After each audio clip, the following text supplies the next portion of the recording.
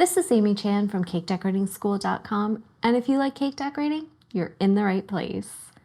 In this video, we'll be making a 3D poinsettia cake design. It's broken down into steps so you can skip ahead, rewind, and rewatch as desired. Let's get started by making the colors for a 3D poinsettia cake. We're going to make 4 colors. Our first is going to be kind of a light purple gray for the background of the cake, and we're using all American style buttercream. We're going to use the following liquid gel colors: lemon yellow, red, violet, royal blue, and finally some coal black. I've got a nice amount of buttercream in my little bowl because I want to use this for the background, and I'm going to start with just a nice drop, if it'll come loose, of my purple, and just a few tiny specks of that black. I want to make a color that's kind of just bordering between being a pastel or a very light shade and being a medium tone. So I want it to be there, but not draw too much attention. We're going to do these poinsettias in pink, but really you can do them in any color you want to. They come in a variety of shades: reds, whites, pinks. Some of them even have that great kind of cool greenish tone to them. So you can really play around with the colors and even make multiple colors. Do your poinsettias in more than one shade. And I like where this color is going for a background. I think I just want it to be a little bit more intense. So just get another little drop there. Tiny speck of black.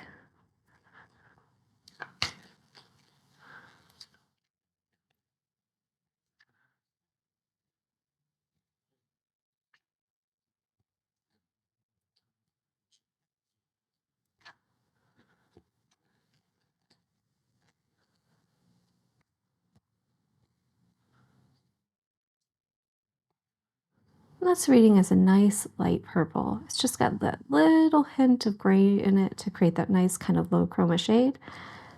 And I think that's going to be perfect.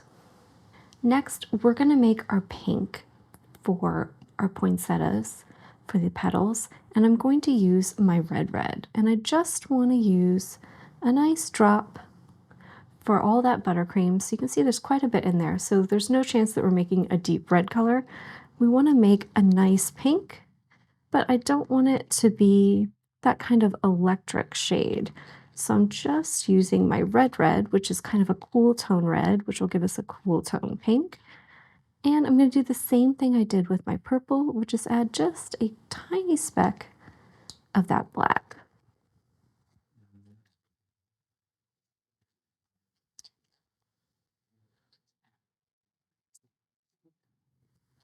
And I like where our color is going.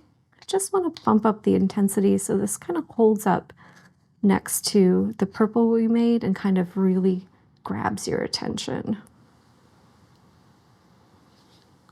But especially with intense colors like reds, I want to go slowly so that as the color develops, we don't end up kind of walking closer to red than pink.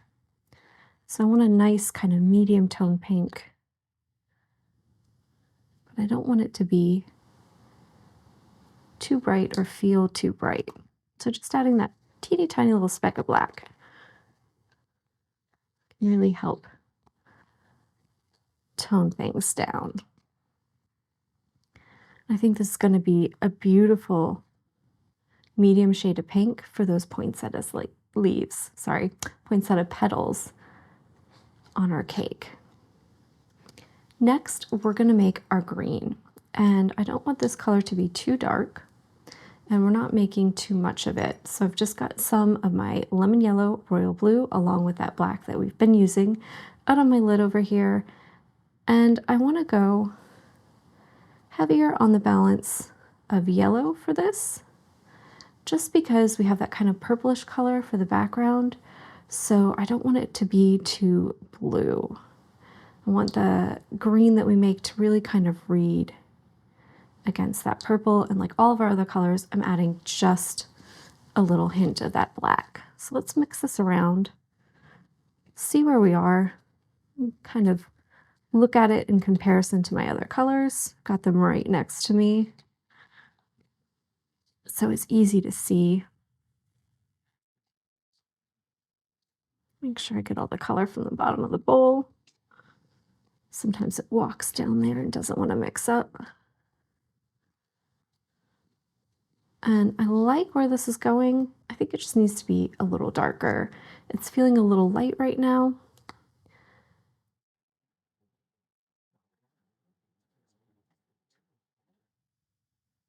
So just keep going. Just a little more of that blue too.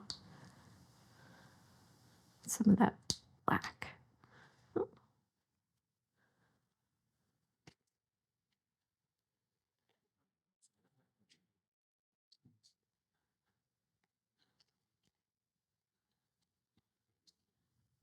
Just gonna keep tweaking it until I get a nice shade that I feel like will really work well with my other colors.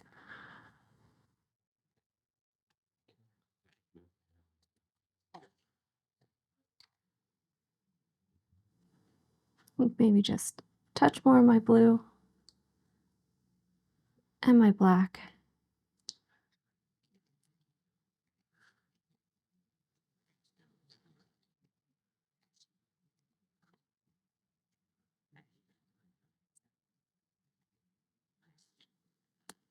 Should do it.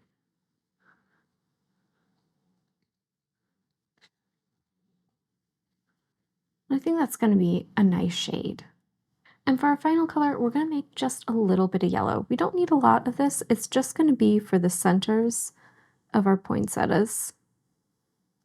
So I'm just gonna go with a couple of specks of yellow and just a teeny tiny speck of my black. And that should give us a nice shade of yellow that's kind of got a cool tone to it that should go with all of our other colors. So just putting a little kind of speck of black in every color you make is a great way to make a nice color palette that really feels like everything's working together because they have a common kind of undertone to them. And this is looking good. I don't want it to be too bright or too intense, and we're not making that much. So I just want to go lightly on the yellow. Just give it a little more of that black.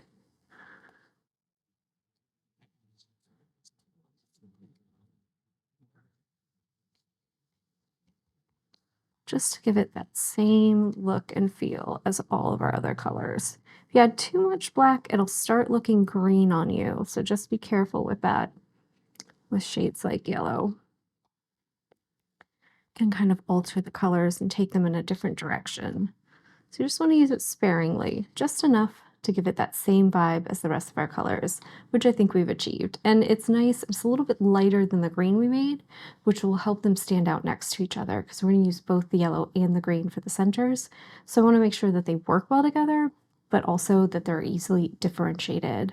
And I think that's going to be a great shade for us. For this project, we're going to use four 12-inch disposable decorating bags. You'll notice that 3 of them are fitted directly with the tips, and we're using a coupler with one. For our pink, we're using a number 352. For our yellow, we're using a number 5. For a bag of green that has the coupler on it, we're using both a number 2 and a number 6. For a second bag of green, it's fitted with an oversized tip, and it's number 366, so large leaf tip. Let's review the techniques we're going to use for our 3D poinsettia cake. The first and most important ones are the petals, and we're using our bag of pink for this and our 352, and it's a V-shaped leaf tip, so we want to make sure we have one of those points touching the surface and the other one pointing straight up, or if we're working on this side of our cake, straight out towards us. And we want to hold the bag at a 45-degree angle. And unlike when we pipe a regular leaf and we kind of slide along the angle of the bag, we're actually going to pull flat on the surface and just pull away quickly at the end. And we want to move slowly so that the frosting builds up and we get a nice fat leaf, and you can kind of create a nice tapered shape. So you can see you get that nice kind of bulge in the center, and then we get that nice quick taper at the end, and you get these great fat puffy leaves that'll join together to make a beautiful poinsettia for you. For the leaves on the cake, we're going to use a number 366, so it's simply a larger version of the 352, and we're going to do the same thing. So not going to demo it because it's literally the same exact technique. We're just touching with one of the points, other one's up. We're going to squeeze nice and slow and build up a nice fat leaf, and then pull quickly at the end. And it'll be bigger because the tip opening is bigger, so it'll give us nice, fat, chunky leaves. For the centers of our poinsettias, we're going to use a combination of dots. We're going to do some with our yellow, with our number 5, which I'm going to demo here, and then we'll do some more with our number 2 directly on top of the yellow ones. So it's going to be like a duo of dots. And we're just going to go up off the surface, so you let your frosting balloon out, reach its full size, stop squeezing, and circle around. And that's going to make a lovely little dot for you. And then we'll just use our 2s to put a nice tiny dot on top. For our stems, we're going to use a number 6. So any nice large round tip will do. If you don't have a 6, a 7 or 8 will do as well. You just want the stems to be nice and fat. It'll make them a little easier to pipe as well. And when we do these, we're going to be drawing on the side of our cake. So you want the bag at a 45-degree angle, and we're going to touch the surface and just ever so slightly kind of like grace the surface with that bottom edge of your tip, or just hover just right above, and that'll allow your lines to connect, but also allow the frosting to flow out unimpeded and give you a nice smooth presentation. So you just want to start and then just glide gently right above or ever so lightly touching, and then just end wherever you need your line to finish. Now let's review how we're going to use the techniques we just went over to build our poinsettia blossoms. They're relatively easy. You're just piping these nice big fat leaves as petals. And we're going to start out with that bag of pink with our 352, since we're making our pink poinsettias. And we're going to pull 6 really big fat leaves right on the surface of our nail. The most important thing you want to do is leave a nice void in the center. So if you need to, you can always draw a ring on your paper to help guide you, but you just want to start away from the middle, leave a nice gap in there, and I like to kind of pipe 2 opposite each other and then fill in the other 2. Kind of make sure you get the spacing equal. It sets you up for success. And as long as you've got a gap in the center, it doesn't matter if it's a little uneven, if it's not a perfect circle, that's fine. In fact, I kind of like making my poinsettias almost a little ovalish in shape. So if some of those leaves are a little shorter and some of them are a little longer, that's actually perfect. So once we get our outside ring done, we want to use the same tip. We're going to do slightly smaller leaves. So think squeeze not quite as hard, pull not as long, and magically we make smaller ones.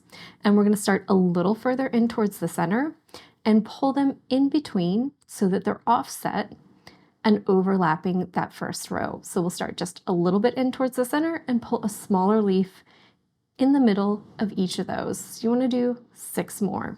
And that'll set you up for kind of a multi-layer flower that has multiple layers of petals. So if you wanted to do, like, say, really big poinsettias, you could start even bigger and do more layers going towards the center. But I find 2 is usually enough to achieve the look. So that's like where I like to go. To finish them off, I'm going to grab both my bags of yellow and green. Yellow first. I like to work in concentric circles. So start on the outside edge, do a circle of dots. It can be a little oval in shape, and then fill in the center. If you need to, you can also do another kind of little mini layer on top of those if you need to give it a little bit of a domed effect. And then I'll switch to my bag of green with that number 2 on it and just do a tiny dot on each of those large dots. And it gives it the look of those almost like berry-like things that are in the center of your poinsettias. They have an actual name that I can't pronounce, so I'll skip that. But it gives you that overall look and feel of a beautiful poinsettia blossom, and these will be perfect to use on our cake. So now that we've reviewed all of our techniques, let's practice piping our poinsettia blossoms. I want to start with my flower nail. I'm using a 3-inch nail, so nice and big, large, so we can make some big blossoms. And I'm going to set myself up on here with my bag. I'm going to have it at my 45-degree angle. This is the center of my nail, so I want to walk it out a little bit, so I'm making sure that I leave that void in the middle. And I find it easiest just to pull to the right always and just to spin my nail when I want to put a new petal on. So I want to get there, make sure I'm nice and fat, go nice and slow, and then pull to a point. And I can leave my bag right in the same position and just spin my nail so that I can come over here, make sure I'm leaving that gap, squeeze nice and big and fat, and pull my point. Now, if I want to put on the other 2, because I want to do 6 petals, so I want to make sure they're kind of equally spaced out without too many gaps between the actual petals. I want to imagine, okay, this is like halfway right here. So just do a little clockwise rotation so you're in the middle of that space. Kind of try to think of the nail in quarters, up, down, right, left, and just do a little turn so that you're in the middle of that kind of bottom quarter for yourself. And that's where we're going to start squeezing. So we build up nice and big and fat and pull directly out. Now you can rotate so you're kind of in what was our little top quarter and go out there. And that should kind of set you up so you have 6 equally spaced petals. And just repeat the same thing on the other side.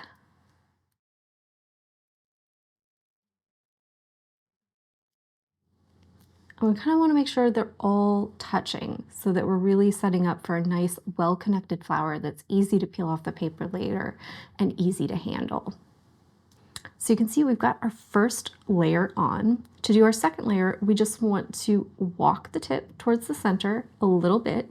We want to start in between 2 petals. And we just want to make these a touch smaller so they don't have to be as big. And you want to pull out in between each one. And it's fine if they overlap a little bit, run into each other a little bit. That's perfectly okay. We just really want to make sure that everything is well connected. So that little bit of overlap you get, that's actually perfect. And you can see it's going to leave us a little well in the center.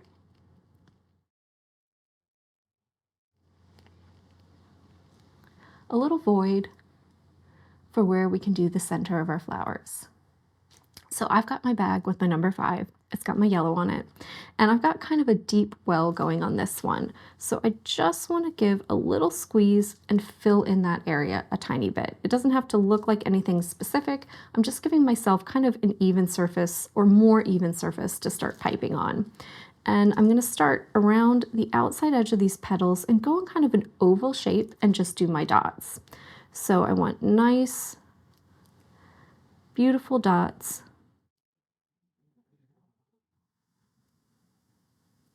For my poinsettia, and since this tip is pretty big, it shouldn't actually take that many. And the surface here is uneven, so sometimes you might need to just squeeze and hold and let it build up against a little bit so you get a nice round shape. And then we'll have a little bit of a room in the middle here to do just a few more.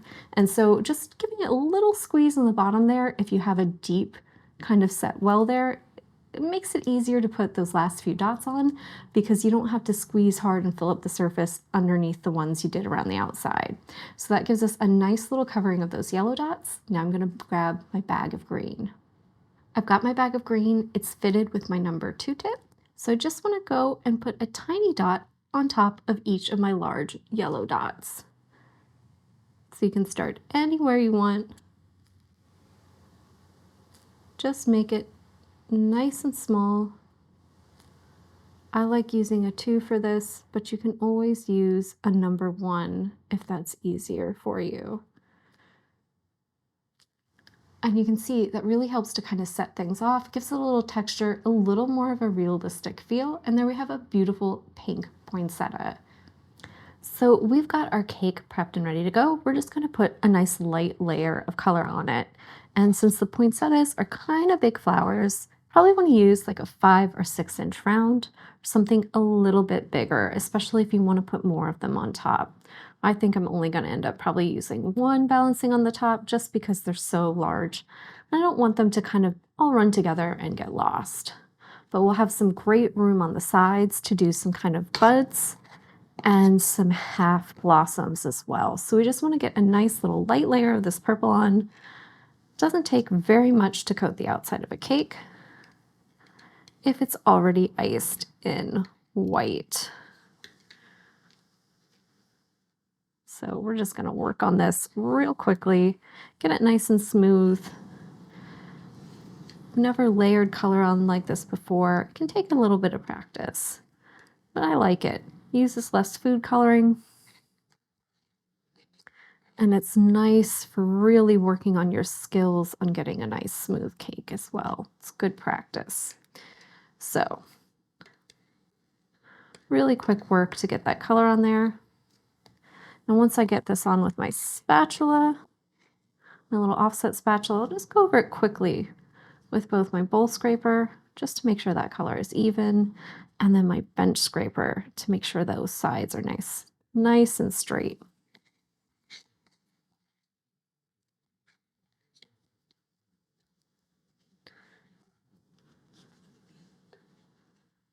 I like the flexibility of my bowl scraper just to really push down in any little dips I have.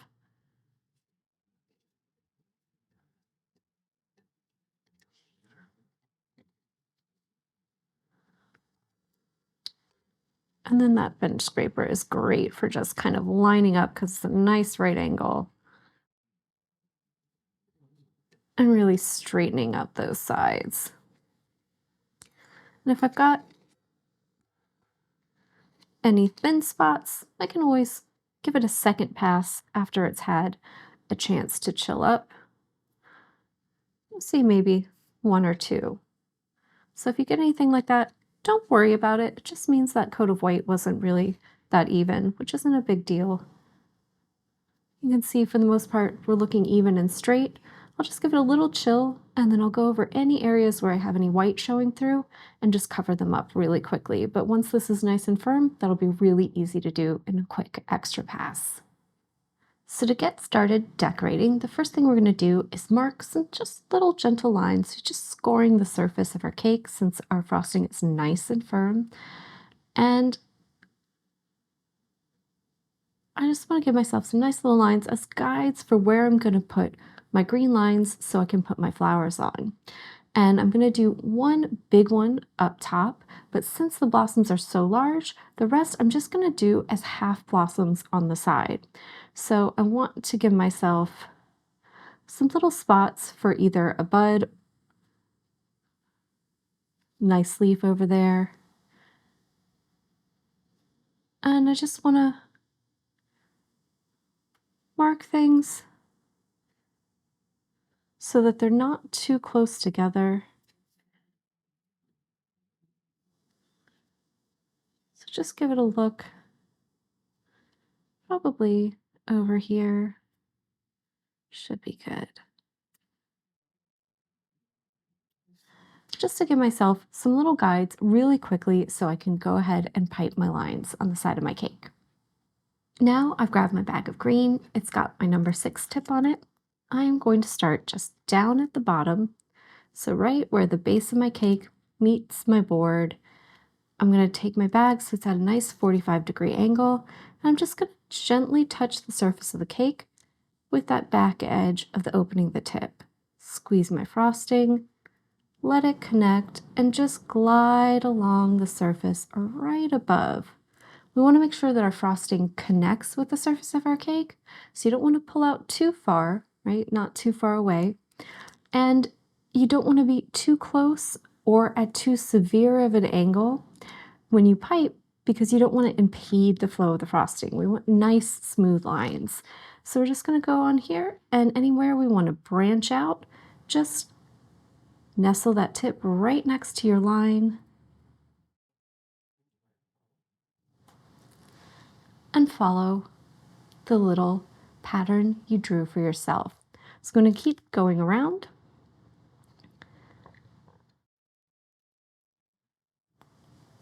and just change up the angle you're holding the back of the bag to line up with the direction you're going to flow in.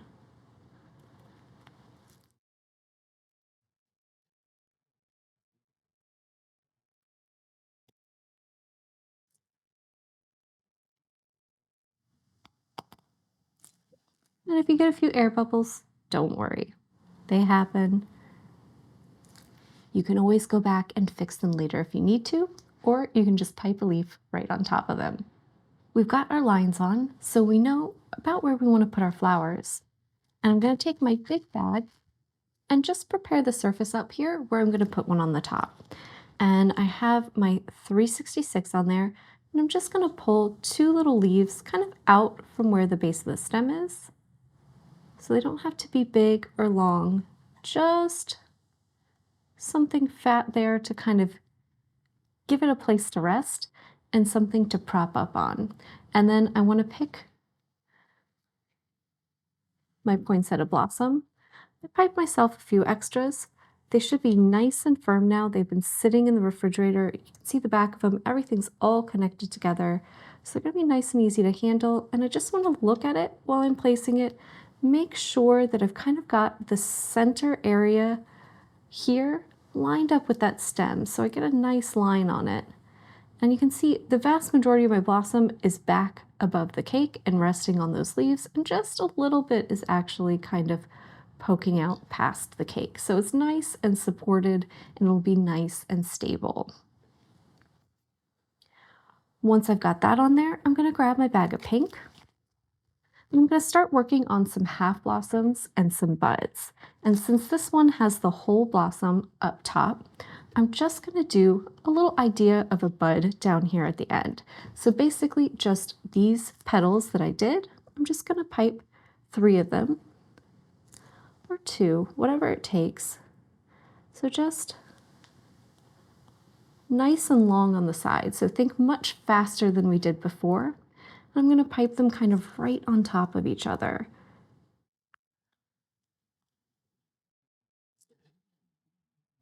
And actually, I think 2 is going to do it. 3 might be a little too fat. But you can see I get a nice teardrop shape, like we've got a closed flower there. Now that we've got our big blossom up, we're going to pipe some half blossoms. I was afraid if we did too many big ones on top, it would really take away from the one we already put up there and just kind of all get lost together. So I'm going to do the same idea that we did on our nail. I'm going to start here in the middle, just a little away from that stem, and pull some nice little leaves. And I just want to kind of imagine kind of like a semicircle shape here, and then pull one out to the side on each side. So you can see, you can kind of imagine like almost a little bit of a circle in there that we're piping out, kind of like a headband or a rainbow, whatever helps you picture it. And then we're going to go in with our yellow and our green.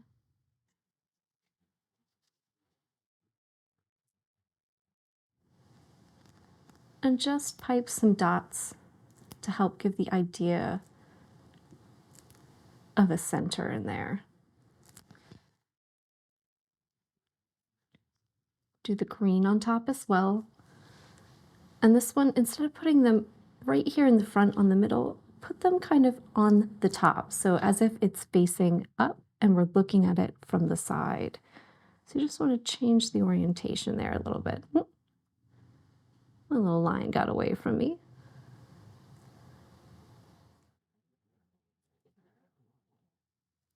There we go. And then I'm going to follow up again with my pink. and I'm just going to pull as if there's petals in front of this.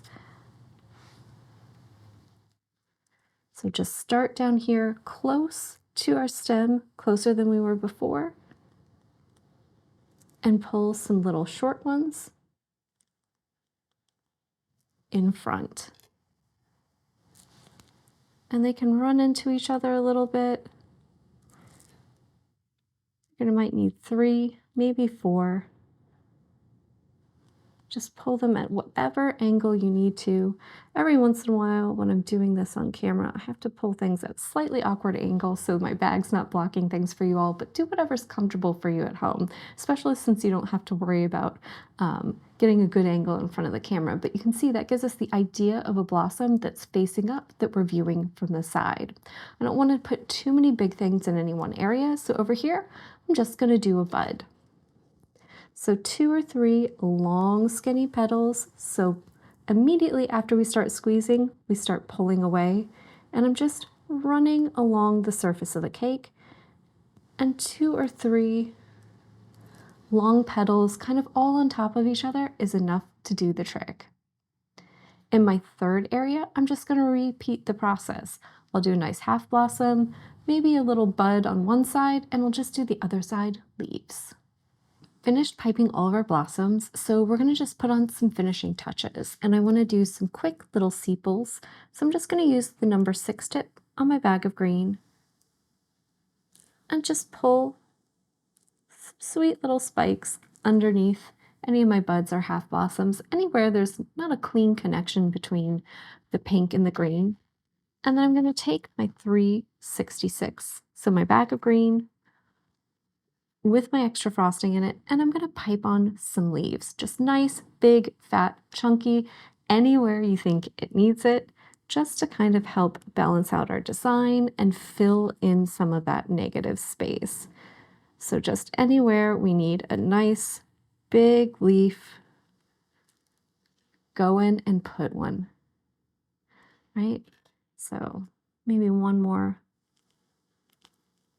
off to the side here, just to give it some style and help kind of anchor things at the bottom and fill in some of those blank spaces.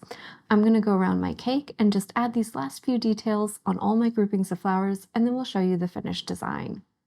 And here we have our finished poinsettia cake. You can see we went in, we put some little sepals and leaves on all of our little groupings, and I left the leaves kind of sparse. I wanted to leave a nice amount of negative space just so those blossoms would really kind of shine and sing and stand out. But if you've got some little blips on your stems or you need to cover some stuff up, those leaves are a great way to do it. So you can always put on more if you'd like. And you can see that one big solitary blossom on top really stands out all by itself and looks gorgeous. So not a lot of work to make a really beautiful cake. And the half blossoms look great as well. So that is all for this lesson. We hope you enjoyed this tutorial about making this great 3D poinsettia cake. If you're looking for a more in-depth tutorial on making those poinsettia flowers, or you want to know how to make them in a nice bright red, we recommend checking out our flower series video on poinsettias that'll show you both of those things. If you enjoyed this video and you'd like more about the cake decorating materials and equipment we use, or just some inspirational videos about cake decorating itself, you can follow us on Insta or YouTube at Cake Decorating School. If you'd like to know more about yearly membership and what it entails, you can go to www.cakedecoratingschool.com for more information. And if you're interested in these products, you can check the links in the description.